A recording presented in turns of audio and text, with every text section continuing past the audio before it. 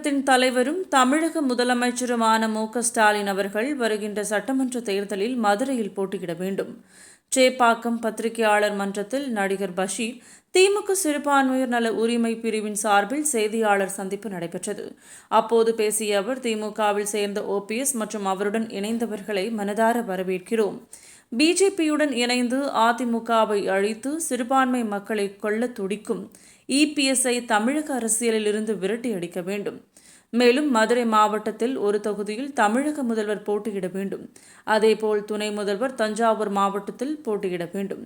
நான் தேசிய தலைவர் தேவர் பெருமான் பசும்பொன் திரைப்படத்தில் முத்துராமலிங்க தேவர் வேடத்தில் நடித்ததால் வாழும் தேவராகவே முக்குளத்தூர் சமூக மக்கள் பார்க்கிறார்கள்.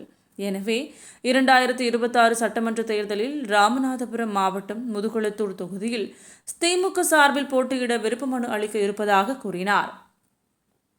மேலும் மீண்டும் திராவிட முன்னேற்றக் கழகத்தின் ஆட்சி அமையும். அப்போது தமிழக மக்களின் நலனையும் பாதுகாப்பையும் நம்முடைய தமிழக முதல்வர் மிக சிறப்பான முறையில் வழிநடத்துவார் என தெரிவித்தார்.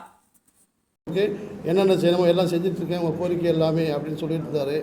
இன்னைக்கு OPS ஐயா அன்றைக்கி சொன்னது இன்றைக்கி நடந்திருக்கு. அவர் கழகத்தில் இணைஞ்சிருக்காரு. அவர் திராவிட முன்னேற்ற கழகத்தின் சார்பாகவும் என் சார்பாகவும், ஏன்னா நான் அவருடைய அபிமானி இந்த உலகத்துக்கு தெரியும், என் சார்பாகவும் ஐயா அவர்களை திமுக கழகத்தின் தாய் கழகத்திற்கு வருகிறவர் வரவேற்கிறேன்.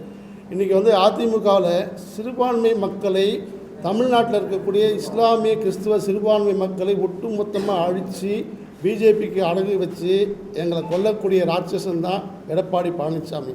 இந்த ராட்சசனை அழிக்கணும்னா இன்றைக்கி தமிழக முதல்வருடன் OPS ஐயா அவர்கள் கை கோர்த்திருக்கிறது எங்கள் எல்லாருக்கும் மிகப்பெரிய சந்தோஷமாக இருக்குது. எம்ஜிஆரே திமுகவில் வந்தவர் தான் தாய் கழகம். இந்த தாய் கழகத்தில் எல்லாரும் இணைஞ்சு நம்மளுடைய ஒரே துரோகி, இஸ்லாமியர்களின் துரோகி, இஸ்லாமியர்களை அழிக்க வந்த ராட்சசன் எடப்பாடி பழனிசாமியை அரசியலை விட்டே அடியோடு ஒழிக்கணும். இதுதான் என்னுடைய கோரிக்கை. இந்த கோரிக்கையை வலியுறுத்துறதுக்காகவும் என்னுடைய மனதில் இருக்கக்கூடிய இந்த குமுறல்களை சொல்வதற்காகவும் தான் உங்களை சந்தித்தேன். நன்றி, வணக்கம். ஏதாவது கேட்கணும்னா கேட்கலாம்.